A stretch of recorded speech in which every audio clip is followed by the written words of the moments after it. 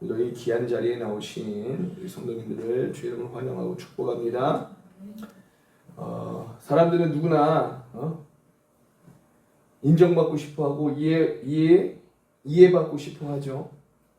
직장에서도 그렇고 학교에서도 그렇고 가정에서도 그렇고 심지어 이 교회에서도 누가 내 마음 좀 알아줬으면 좋겠다는 그런 갈망이 있어요. 그런데 아무리 가까운 사람이라도 내 마음을 완전히 이해해주는 사람은 없다라는 거죠. 그래서 사람은 늘 외롭습니다. 심리학자 브레네 브라운이라는 이 사람이 이런 말을 했어요.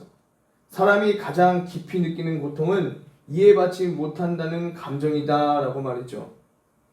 사람은 육체적 고통보다 정서적 고립에 더 크게 무너진다는 겁니다. 그래서 우리는 사랑받고 싶고 공감받고 싶고 누군가에게 인정받고 싶어 하죠.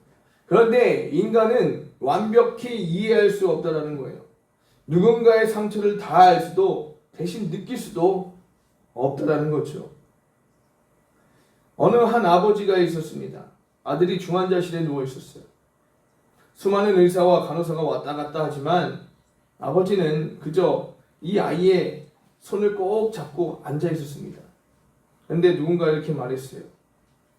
이제 아무 말도 안 하시네요. 이렇게 말하는 거죠. 그래서 그 아버지가 조용히 이렇게 대답합니다.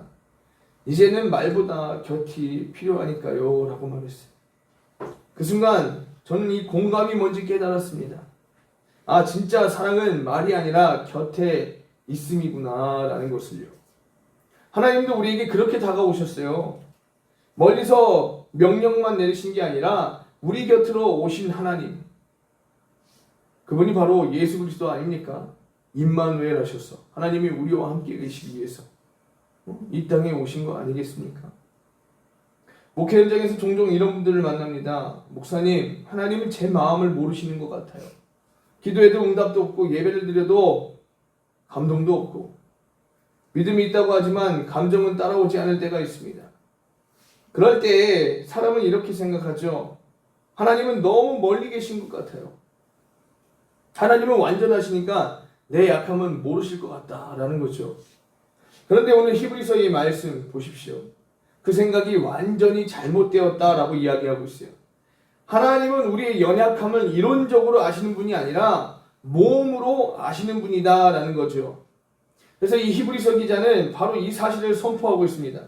예수 그리스도는 사람 가운데서 택한 대제사장으로서 우리의 연약함을 아시고 그리고 하나님께 나아가신다고요.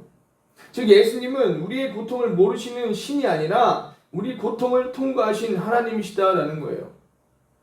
그래서 히브리서 4장 마지막 절에 이어진 이 말씀은 은혜의 보좌 앞으로 담대히 나아가라는 초대를 왜 우리가 받아들일 수 있는지 그 근거를 보여주고 있다는 거죠. 그 이유는 단 하나 아닙니까? 예수님이 우리의 연약함을 친히 경험하셨기 때문이다라는 거예요. 우리의 고통을 모르는 게 아니라 예수님도 우리보다 더한 고통을 겪으셨던 그런 분 아닙니까? 이 히브리서 기자는 제사장을 이렇게 정의합니다. 1절에 사람 가운데서 택한 자이므로 하나님께 속한 일에 사람을 위하여 예물과 속지 않은 제사를 드리게 하나니라고 이야기해요. 즉 제사장은 인간의 대표로 하나님께 나아가는 사람이었죠. 근데 사람은 죄로 인해서 스스로 하나님께 갈 수 없었어요.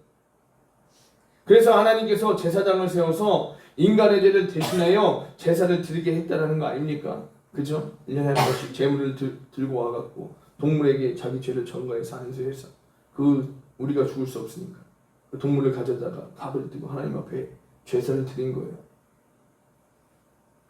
그 역할을 했던 게 제사장이었다라는 거죠. 이 제사장은 백성과 하나님 사이에 있는 다리 역할을 했다라는 거죠. 하나님의 거룩함과 인간의 죄 사이에는 그는 중보자로서 있었다라는 사실입니다. 하지만 문제는요, 그 제사장 자신도 죄인이었다라는 거예요. 히브리서 5장 2절 3절 이렇게 말합니다. 그가 무식하고 미혹된 자를 능히 용납할 수 있는 것은 자기도 연약에 휩싸여 있음이라. 그러므로 백성을 위하여 속죄제를 드림과 같이 또한 자신을 위하여도 드리는 것이 마땅하니라 라고 이야기해요. 이 제사장은 백성의 죄뿐만이 아니라 자기 자신의 죄를 위해서도 제사를 드려야 했다는 거죠. 즉 죄인이 죄인을 대신하여 제사 드리는 구조였어요. 이건 근본적인 한계였다라는 거죠. 인간 제사장은 피 묻은 손으로 또 다른 죄인을 축복할 뿐이었다라는 거예요. 그의 제사에는 한계가 있었다라는 거죠. 죄를 덮을 수는 있어도 죄를 제거할 수는 없었다라는 사실이죠. 그래서 하나님께서 이 새로운 제사장, 완전한 중보자를 보내실 계획을 세우셨어요. 그리고 그분이 바로 누구시냐? 바로 우리 예수님이시다라는 거예요. 그분은 단지 사람 가운데서 택한 제사장이 아니라 하나님께로부터, 하늘로부터 보내심을 받은 제사장이었다라는 사실이에요. 그래서 이브리서 4장 14절은 이렇게 말합니다. 그러므로 우리에게 큰 대제사장이 계시니 승천하신 이 곧 하나님의 아들 예수시라라고 이야기하고 있어요. 예수님은 인간의 제사장과 다르게 자신의 죄를 위한 제사가 필요가 없었죠. 그분은 거룩하신 분이셨기 때문이다라는 거죠. 그분은 죄가 없으셨지만 죄인인 우리를 대신하여 자신을 제물로 드리셨다는 사실이에요. 그래서 히브리서 7장 27절에 그 차이를 이렇게 이야기합니다. 그는 저 대제사장들이 먼저 자기 죄를 위하고 다음에 백성의 죄를 위하여 날마다 제사 드리는 것과 같이 할 필요가 없으니 이는 그가 단번에 자기를 드려 이루셨음이라 라고 이야기하고 있습니다. 이 한마디로 예수님은 제사장이면서 동시에 제물이 되신 분이다 라는 거죠.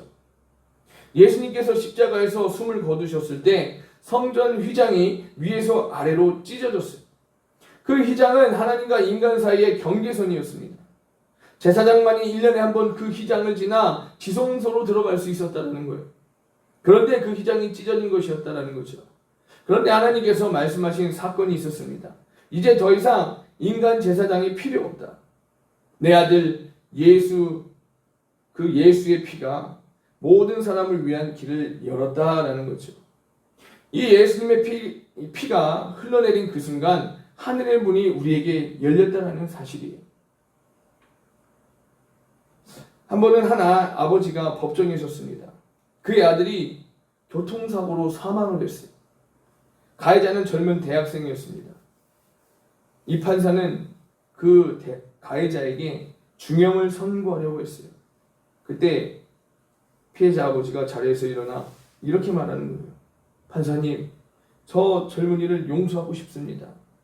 제 아들은 돌아올 수 없지만 저 청년이 새 삶을 살 수 있도록 기회를 주세요. 이렇게 말한 거예요.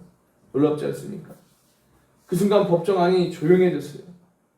누군가 대신 서준 사랑은 사람의 마음을 움직인다라는 거죠. 그래서 이 가해자는 중형 대신 가벼운 그런 형을 받았다라는 거죠. 예수님이 바로 그렇게 우리 대신 서셨다라는 거예요. 그 죄의 자리에서, 심판의 자리에서, 하나님과의 그 단절된 자리에서 우리 대신 서신 대제사장이다라는 사실입니다. 우리를 위해 하나님 앞에 아뢰는 거예요. 예수님이 대변하는 거예요. 우리는 인간의 의지나 노력에 기대는 신앙이 아니라 예수님의 단번의 희생에 기대는 신앙을 가지고 있습니다. 그분의 피가 흘려졌기 때문에 오늘 우리는 하나님께 담대히 나아갈 수 있다는 거죠. 많은 성도들이 여전히 행위의 제단 위에 서 있어요. 내가 잘해야 하나님이 나를 도와주시겠지, 내가 무언가 들어야 하나님이 기뻐하시겠지 하는 그런 마음들이죠.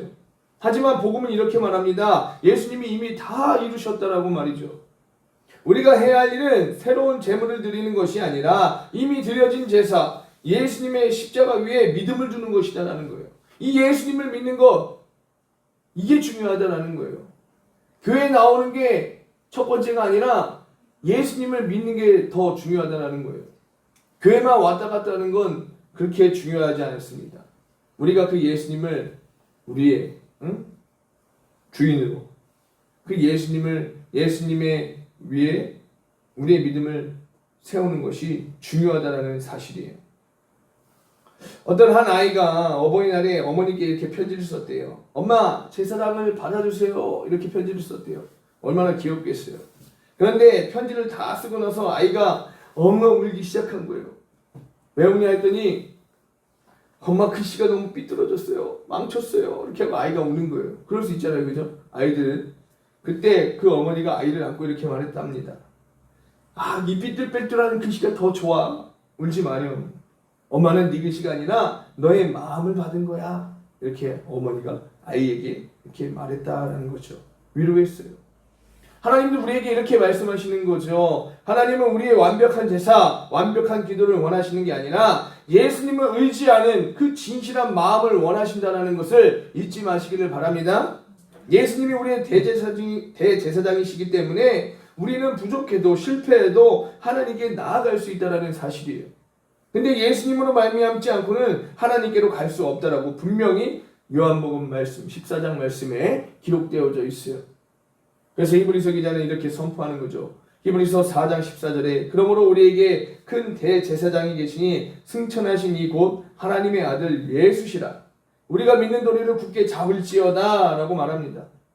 우리의 믿음은 불안정할 수 있지만 우리가 의지하는 대제사장 예수님은 흔들리지 않는다라는 거예요. 그분이 우리의 죄를 덮으시고 우리의 마음을 아시고 우리를 대신해 지금도 하나님 앞에서 간구하고 계신다는 거예요. 그래서 본문 8절 말씀 보시겠습니다. 8절 말씀 보시면 그가 아들이시면서도 받으신 고난으로 순종함을 배워서 라고 이야기하고 있어요. 이 구절은 성경 전체에서 가장 놀라운 문장 중 하나죠. 하나님이신 예수님이 순종을 배웠다니요. 하나님이 뭘 배우셔야 했을까요? 이 말은 하나님이 무언가 몰랐다라는 뜻이 아니에요. 그분은 전지하신 분이시죠. 모든 걸 아세요. 모든 걸 하실 수 있고. 여기서 배우다라는 이 헬라어 이 만사노라는 이 단어는요. 몸으로 경험하다, 삶으로 체득하다라는 뜻이 있어요. 즉 예수님은 사람의 몸을 입고 순종이 어떤 고통을 수반하는지, 어떤 대가를 따르는지, 그리고 몸으로 직접 경험하셨다라는 의미를 갖고 있다는 것이죠. 그분이 이론이 아닌 삶으로 순종을 배우신 하나님이셨다는 거예요. 말만 하시는 분이 아니라 먼저 살아내셔서 그렇게 우리에게 몸소 보여주신 분이다라는 거예요. 우리도 그래요. 순종은 평탄할 때 배우지 않습니다. 고난 때에 배우게 됩니다. 풍랑이 없으면 믿음은 자라지 않고 시험이 없으면 순종은 깊어지지 않아요. 시험이 없으면 너희들의 성적이 올라요, 안 올라요? 겁나 올라가죠? 시험 없으면 오를 것 같죠? 안 오르죠. 시험이 있기 때문에 성적이 오를 수 있는 거죠. 왜냐? 공부해야 되니까. 그렇잖아요. 순종은 말로 하는 게 아니라 이해되지 않는 순간에 아멘하는 것이다 라는 거예요. 하나님이 다 설명해 주실 때만 예라고 한다면 그건 순종이 아니라 동의다 라는 거죠. 순종은요 때로는 이해되지 않아도 따르는 것이다 라는 거예요. 그래서 순종해서 막상 갔더니 그때서 하나님이 가르쳐서 깨닫게 되었을 때 이래서 하나님께서 순종하라고 하셨구나. 깨닫게 되는 거 그것 또한 은혜다라는 거죠.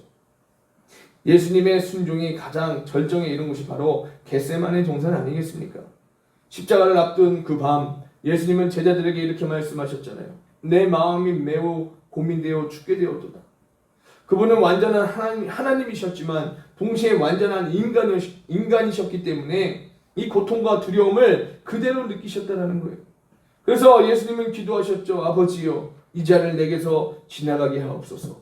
근데 중요한 건 이거예요. 그러나 나의 원대로 마옵시고 아버지의 원대로 하옵소서.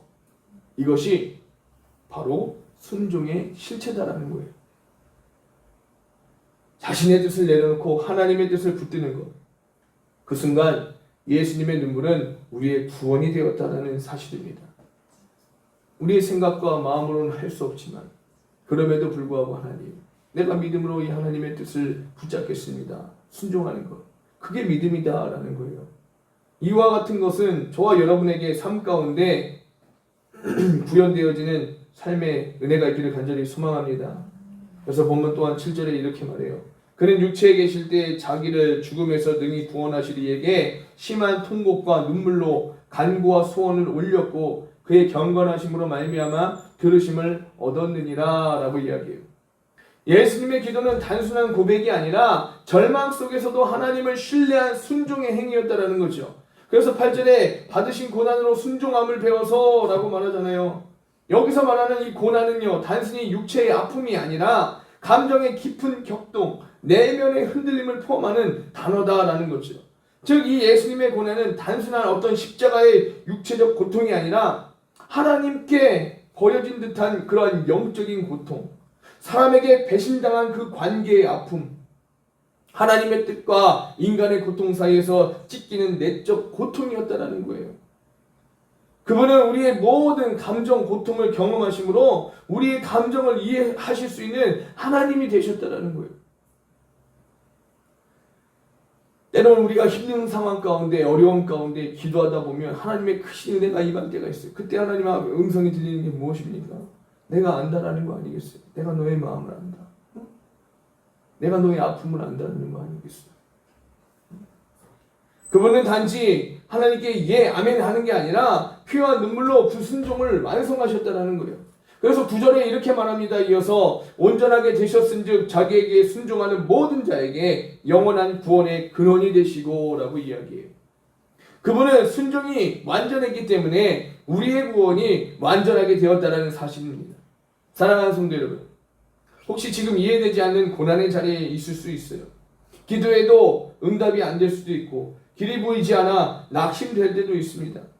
그 자리에서 하나님이 말씀하시는 거예요. 지금은 순종을 배울 때다라고 말입니다. 고난은 하나님의 징벌이 아니에요. 순종을 완성시킨 하나님의 학교다라는 거죠. 하나님은 우리가 행복하길 바라시지만 그보다 먼저 거룩해지길 원하시는 줄 믿으시길 바랍니다. 그냥 세상 것 마음껏 즐기면서 행복해라 하는 게 하나님이 아니다 이 말이에요. 응? 순종은 우리의 거룩을 빚는 과정이다라는 거예요. 예수님은 고난을 통함으로 순종을 완성하셨어요. 그리고 그 순종이 우리의 구원의 문을 여셨다라는 거죠. 우리도 고난을 피하지 말고 그 속에서 하나님의 뜻을 배우면서 우리가 예수님처럼 아버지의 뜻이면 제가 그 길을 걷겠습니다 라는 이 믿음의 고백을 할 수 있기를 간절히 소망합니다. 그때 우리의 순종이 단순한 결단이 아니라 정말로 이 세상을 변화시키는 믿음의 능력이 될 줄로 믿습니다. 여러분, 우리 9절 다시 보십시오. 온전하게 되셨은즉 자기에게 순종하는 모든 자에게 영원한 구원의 근원이 되시고 라고 말하죠. 여기 온전하다는 이 헬라어로 텔레이오라는 뜻이에요.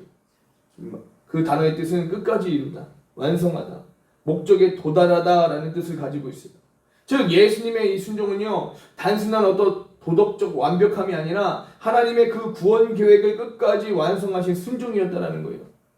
십자가는 단순한 실패의 상징이 아니라 순종의 완성이자 구원의 출발점이었다는 거죠. 이렇게 예수님이 십자가에서 외친 마지막 말, 다 이루었다, 다 이루었다.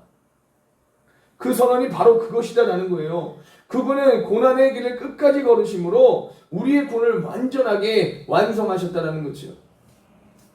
여기서 중요한 표현이 있습니다. 자기에게 순종하는 모든 자에게. 이 말은 단순히 예수님 말씀 잘 듣는 사람을 뜻하지 않아요. 순종한다는 것은 곧 믿는다라는 뜻이죠. 이 믿음과 순종은 같은 뿌리에서 자라는 두 가지 열매다라는 거예요. 믿음은 하나님을 신뢰하는 마음이고 순종은 그 신뢰가 행동으로 나타난다라는 것이죠. 그래서 예수님께 순종한다는 것은 그분을 신뢰하고 그분께 내 인생의 방향을 맡긴다라는 거예요. 이해가 됩니까? 믿음 없는 순종은 율법이 되고요. 순종 없는 믿음은 공허한 고백이 된다는 거예요. 그냥 입으로만 하는, 입술로만 하는. 그래서 히브리서 10장 14절에 이렇게 말합니다. 그가 거룩하게 된 자들을 한 번의 제사로 영원히 온전하게 하셨느니라 라고 말합니다. 지금 이 예수님의 십자가는 단 한 번의 사건이었지만 그 효력은 영원히 계속된다는 거죠. 지금 저와 여러분들에게도 지속되고 있는 거예요. 그분의 피는 한 시대의 죄를 덮는 것이 아니라 모든 시대의 죄를 씻어내셨다는 거예요. 사람의 구원은 일시적이지만 예수님의 구원은 영원히 유효하다는 거예요. 그분이 우리의 중보자로 계신 한 그 은혜는 결코 사라지지 않는다는 사실을 잊지 마시기를 바랍니다. 옛날에 어느 노부부가 있었어요. 이 할아버지는 40년 동안 알츠하이머에 걸린 자기 아내를 돌봤습니다. 어느 날 한 기자가 물었어요. 이제 부인께서는 당신이 누군지도 모르잖아요. 그런데 왜 여전히 그 부인을 돌보십니까? 이렇게 물었대요. 그러니까 그 할아버지가 이렇게 대답했대요. 그녀는 나를 잊었지만 나는 아직 약속을 잊지 않았습니다. 건물이 파뿌리 될 때까지 끝까지 사랑하고. 대단한 사랑 아닙니까?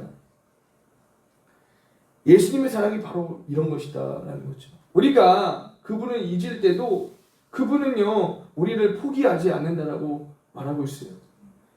주일날도 말씀드렸잖아요. 우리가 하나님을 배신하는 거지 하나님은 여전히 그 자리에 계세요.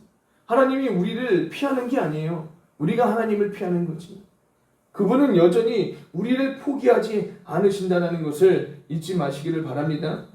그래서 본문 10절에 이렇게 마무리해요. 하나님께서 멜기세덱의 반차를 따른 대제사장이라 칭함을 받으셨느니라 라고 말했죠.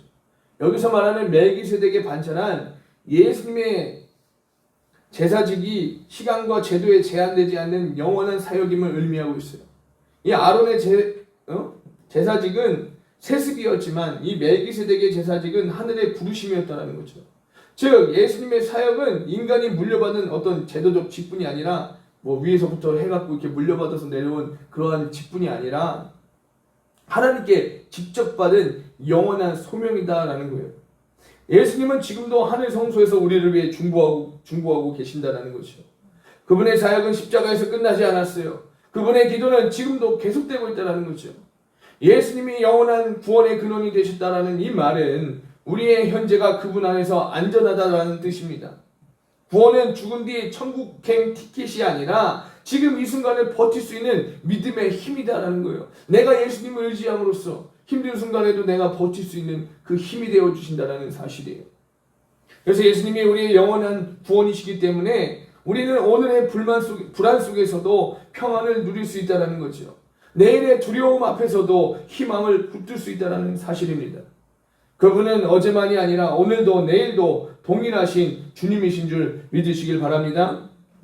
어떤 한 선원이 있었어요.